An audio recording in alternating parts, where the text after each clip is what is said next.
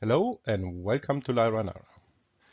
Not a day goes by where we don't hear some horrific news about the increased number of cases in the pandemic that we are supposedly in.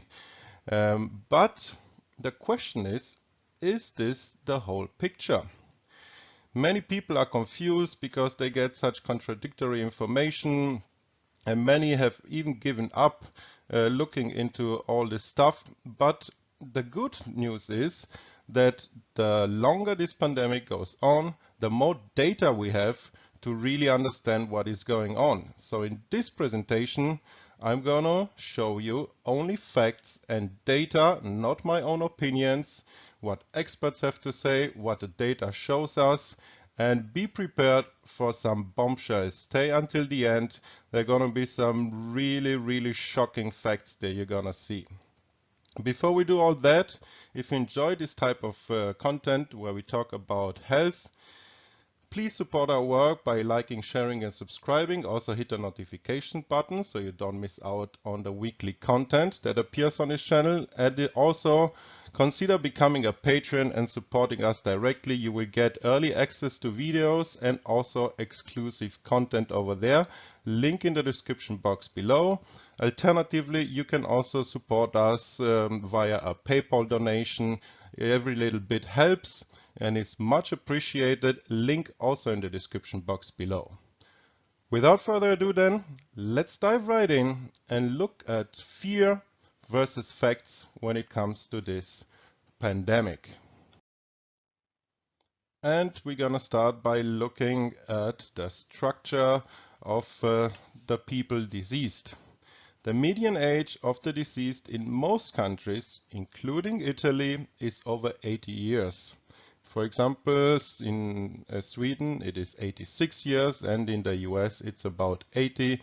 You can see other countries here in the table on the right. Austria 80 plus, Canada 86, England 80, France 84, Germany 82, Italy 81, Spain 82. So you get the picture. Most deceased people are over 80 years old. And only about 4% of the deceased had no serious preconditions. In some countries, even less. The often shown exponential curves that you see in the media of corona cases are also misleading because, as you can see in the graph here on the right, the number of tests has also increased exponentially. In most countries, the ratio, however, of positive tests to tests overall, meaning the positive rate, has remained constant at about 5 to 25% or has increased only slightly. In many countries, the peak of the spread was already reached well before the lockdowns and essentially corresponds to normal mortality, and we're going to have a closer look at mortality rates in the course of this presentation. Due to its rather low lethality, COVID falls at most into level 2 of the 5-level pandemic plan developed by the US health authorities, and for this level only the quote voluntary isolation of sick people end quote is to be applied, while further measures such as face masks, school closings, distance rules, contact tracing, vaccinations and lockdowns of entire societies are not recommended under level 2. Next, let's get clear about the lethality of this illness. According to the latest immunological as well as serological studies, the overall lethality of COVID, so the IFR, is about 0.1%, and thus it is in the range of a strong seasonal influenza. In countries like the US, the UK and also Sweden, which did not have a lockdown, overall mortality since the beginning of the year is in the range of a strong influenza season. In countries like Germany, Austria and Switzerland and others, overall mortality is in the range of a mild influenza season only. And you can see here the global data from an immunological study that shows clearly that the infection fatality rate, the IFR, is lower than 0.1% globally. Interesting is also, and the media doesn't talk about that, even though it's very important to understand that the overall mortality in the US and in many other countries is within normal range, and you can see this from this graph of the US cumulative all-cause mortality according to the NCHS data. And this goes compares the year 2017, 2018 to 2019, 2020. The red line is 2017-18 and the blue line is 19/20. And you can see the mortality is within the normal range and approximately the same as last year, which is very strange, isn't it? Lately, the mainstream media has been beating the drums about more and more cases in the US. Because of that, some parts of the US even have gone back to lockdowns. So should we be worried? Well, the simple answer is that by looking at infection cases, we don't get the most important information. It's pretty meaningless. We need to look instead at lethality. And if we look here at the graph on the right with the most recent data, we see that the US confirmed cases are indeed going up. This is indicated by the blue line in the graph. But at the same time, something very funny is happening. The US confirmed deaths, indicated here by the red line, is going down. So we observe a growing divergence between the number of new coronavirus cases, which indeed is growing in the US and other parts of the world, and the number of fatalities, which is shrinking all over the world. And despite this growing number of cases, most likely caused by the increased number of tests, as we have seen in the previous slides, they have also grown exponentially. We see no spike in fatalities at either the federal level nor the state level, and the ratio between the testing and the confirmed cases has also remained pretty much the same. We also still have this discussion going on of lockdowns versus no lockdowns, and a lot of media pieces of reports on Sweden and how they have more deaths because they didn't lock down. So let's look again at the numbers and see whether this is true or not. The simple truth is this. Countries without curfews and contact bans, such as Japan, South Korea, Belarus or Sweden, have not experienced a more negative course of events than other countries, and you can see this clearly in these two graphs that I've retrieved from Worldometers, where they track the corona cases and the deaths. You see the US on top, and below you see the daily new deaths in Sweden, and you judge it for yourself. No big difference, both follow the same pattern. So there is no argument to be made for lockdowns. As you can see from the numbers themselves, it makes no difference. And also numerous internationally renowned experts in the fields of virology, immunology and epidemiology consider the measures taken to be counterproductive and recommend rapid natural immunization of the general population and protection of risk groups, which makes sense. At no time also was there a medical reason for school closures, because the risk of disease and transmission in children is extremely low. It's actually approximately zero. And also they found out that kids, even when they are infected, they cannot infect the adults. So there is no medical reason also for small classes, for masks or social distancing rules in schools therefore. Alright, now we get to more spicy insights, so to speak, because, believe it or not, we are still lacking the proof for this killer virus. The director of the Institute of Forensic Medicine at the University of Medical Center of Hamburg-Eppendorf in Germany, Dr. Klaus Püschel, said in media interviews that there is a striking lack of solid evidence for COVID's lethality. COVID is a fatal disease only in exceptional cases, but in most cases it is a predominantly harmless viral infection, he said. Regarding the results of the autopsies he and his team performed in Hamburg so far, he had the following to say. So far, not a single person with no previous illness has died of the virus in Hamburg. And this is a city with 2 million people. Keep this in mind. He goes on to say, all of those we have examined so far had cancer, a chronic lung disease, were heavy smokers or heavily obese, suffered from diabetes, or had cardiovascular disease. The virus was the last drop, so to speak, that made the barrel overflow. This virus is not a particularly dangerous viral disease, he said, and all speculation about individual deaths that have not been expertly examined only fuel anxiety. How true. And not even a couple of weeks ago, another bombshell was dropped by another famous pathologist, such as Dr. Püschel. Another high-profile European pathologist reported that he and his colleagues across Europe have not found any evidence of any deaths from the novel coronavirus on the continent.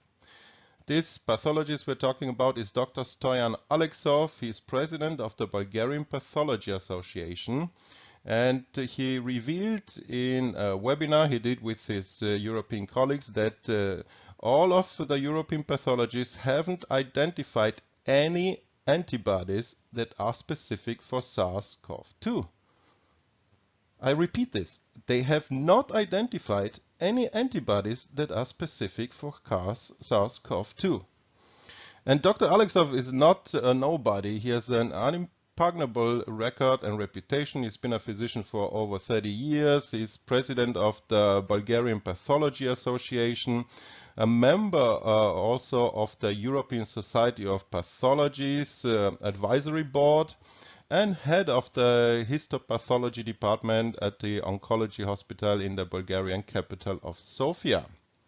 And Dr. Alexov made his observations that I'm going to show you in a video interview summarizing the consensus of participants on May the 8th, 2020, in a European Society of Pathology webinar on this pandemic. The main conclusion was that the autopsies that were conducted in Germany, Italy, Spain, France, and Sweden do not show that the virus is deadly. Quote from the interview, we have information from Spain, Italy, and Germany. We didn't find anybody that died from corona. What all of the pathology said is that there is no one who has died from the coronavirus. I will repeat that. No one has died from the coronavirus. End quote. Dr. Alexov also observed that there is no proof from autopsies that anyone deemed to have been infected with the novel coronavirus died only from an inflammatory reaction sparked by the virus, which presents itself as interstitial pneumonia, rather than from other potentially fatal diseases. And this is why I called this presentation a scamdemic, because he also went on to say, I won't talk specifically about a pandemic, because I believe we don't have the facts necessary to call it a pandemic. I think it's not reasonable that the World Health Organization is still saying pandemic. It's an epidemic. And we have to focus more on his statement about the antibodies, that they did not find any specific antibodies to SARS-CoV-2 in the autopsies, because that's very important to understand what that means. So the body forms antibodies. You can see a graph here on the right that depicts an antibody, a model of the antibody. So the body forms these antibodies that are specific to pathogens which it encounters. In this case, they should be specific to SARS-CoV-2. And these specific antibodies are known as monoclonal antibodies and are a key tool in pathology. This is done via immunohistochemistry, which involves tagging antibodies with colors and then coating the biopsy or autopsy tissue slides with them. And after giving the antibodies time to bind to the pathogens they are specific for, the pathologist can then look at the slides under a microscope and see the specific places where the colored antibodies and therefore the pathogens they are bound to are located. And therefore, in the absence of these monoclonal antibodies to the novel coronavirus, pathologists cannot verify whether SARS-CoV-2 is present in the body or whether the diseases and deaths attributed to it indeed were caused by the virus rather than by something else. So even the death numbers that we looked at are very problematic because nobody can tell for sure whether these people died with the virus or because of the virus.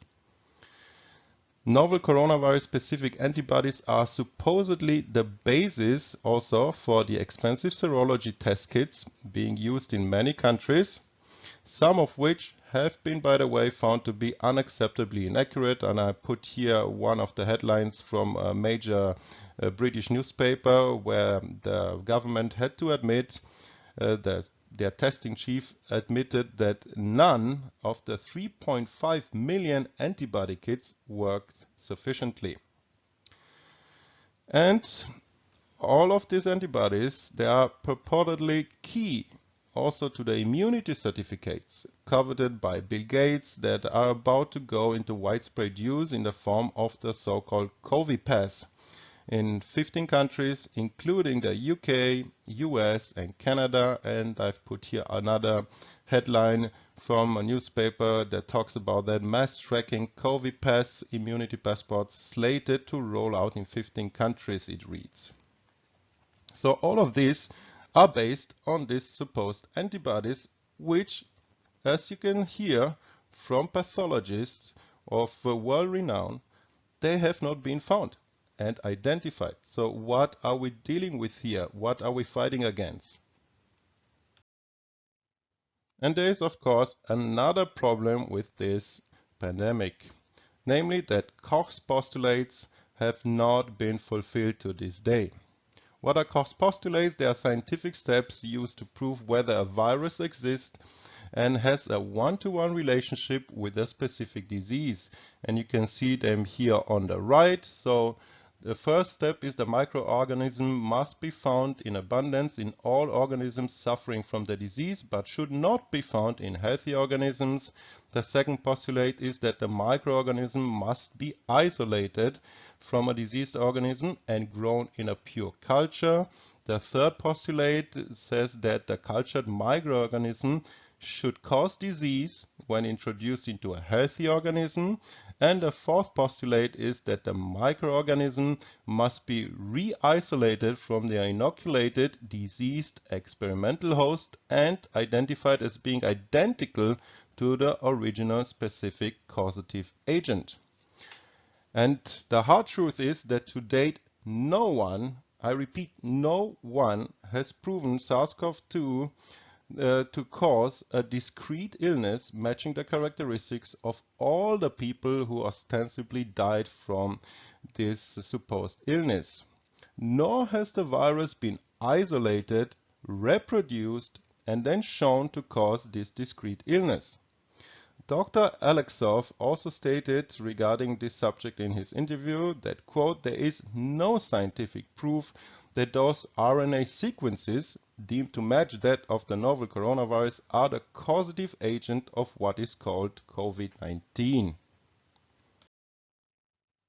Another very interesting fact is that autopsies are forbidden or are being discouraged, not only by the World Health Organization, but also by local authorities. And this is very unfortunate and strange at the same time, because we have the opportunity to learn a lot about this disease by performing those autopsies, but instead of performing them, most countries and most local authorities even forbid them, and they burn the cadavers, the bodies immediately because of danger of infecting the pathologist who is performing the autopsy or the biopsy, a supposed danger.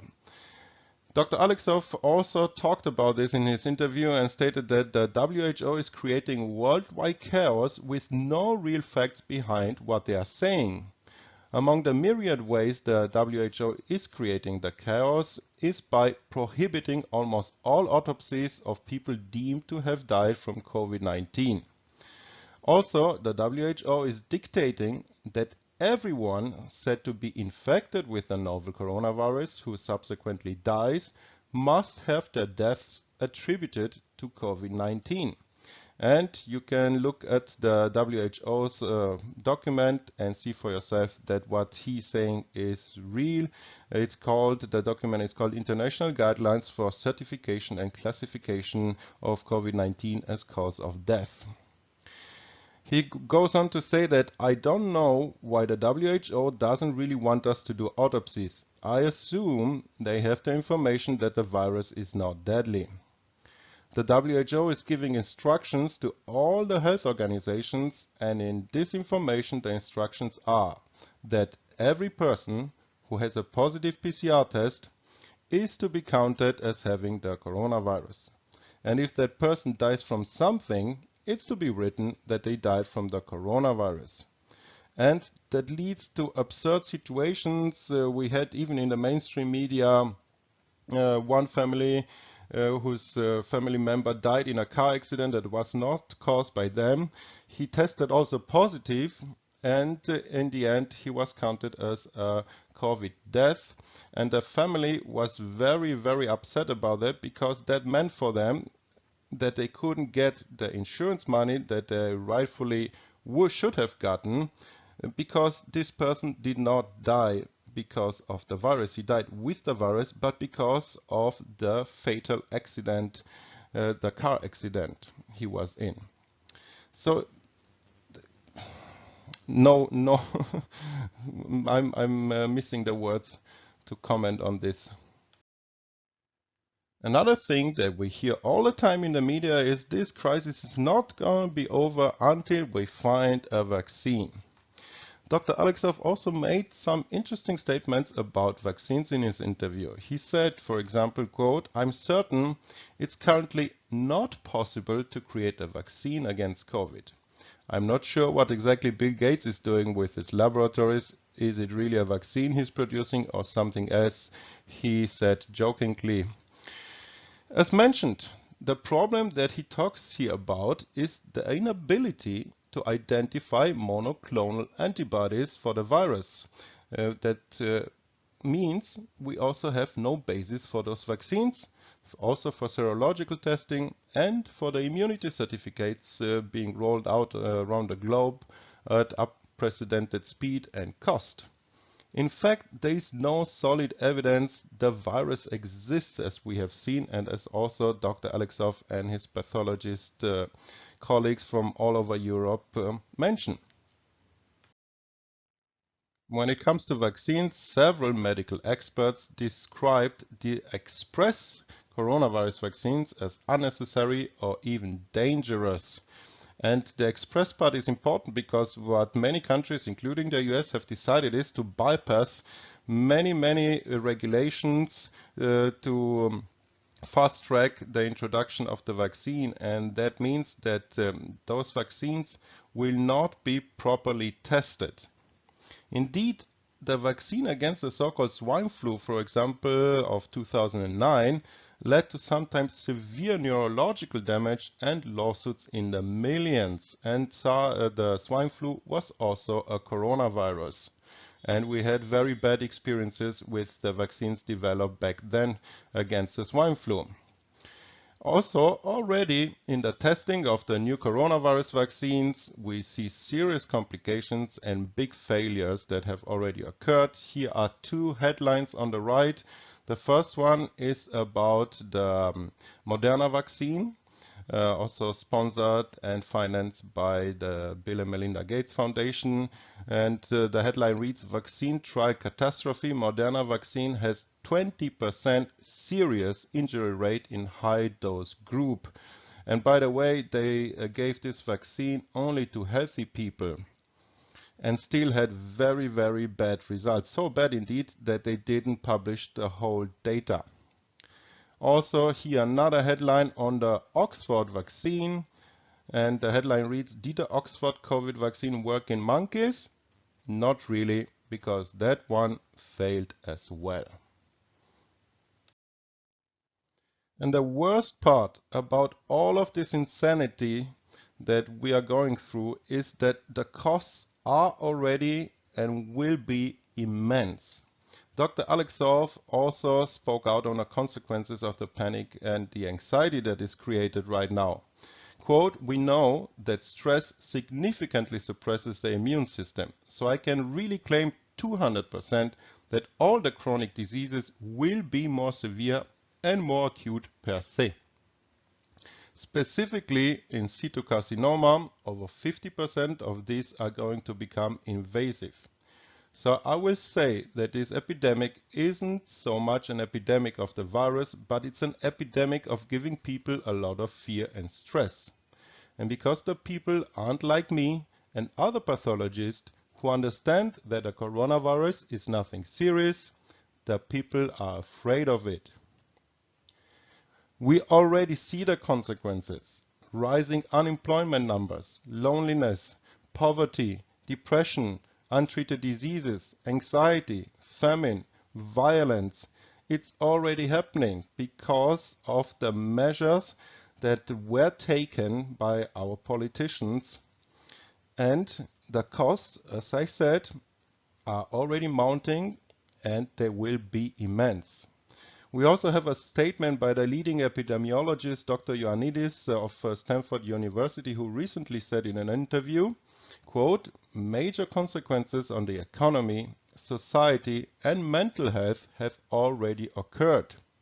I hope they are reversible, and this depends to a large extent on whether we can avoid prolonging the draconian lockdowns and manage to deal with COVID-19 in a smart, precision risk targeted approach rather than blindly shutting down everything." Similarly, we have already started to see the consequences of financial crisis, unrest, and civil strife. I hope it is not followed by war and meltdown of the social fabric. He went on to say, globally, the lockdown measures have increased the number of people at risk of starvation to 1.1 billion, and they are putting at risk millions of lives. And with all that being said, I hope that you've enjoyed this presentation. If you did so, again, please like, share, and subscribe, and also hit the notification button. Also consider becoming a Patreon and supporting us thereby directly. You're gonna get access to exclusive content and early access to the videos we produce. And much more. You can also support us via the PayPal link in the description box below. And any donation is appreciated. Thank you so much for your support. And until next time, stay healthy.